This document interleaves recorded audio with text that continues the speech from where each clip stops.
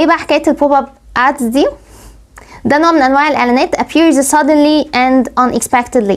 يعني نوع من انواع الاعلانات بيظهر قدامك في هيئه ويندو تاب نافذه ما على الويب سايت، وانت قاعد شغال كده ومركز في صفحه قوي، تلاقي اعلان ظهر لك بشكل مفاجئ وانت مش على بالك، فتبتدي تقول ايه ده عمل لي انتربشن، انا كنت قاعد مركز في حاجه قاطعني عن الحاجه اللي بعملها، عمل لي distraction تشتيت انتباه، إيه ده intrusive or annoying مزعج ليا.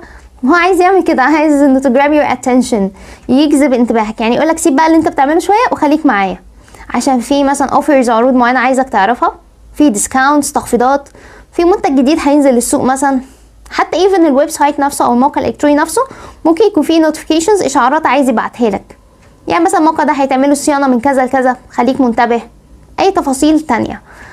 المودرن براوزرز اغلبها دلوقتي عامله حاجه اسمها بوب اب بلوكرز، انك تقدر تبلوك الادز دي whenever you want، يعني لما تحب تقفل الاعلانات دي تقدر تقفلها من خلال حاجه اسمها بوب اب بلوكر، فما عندكش اي مشكله. بس كده.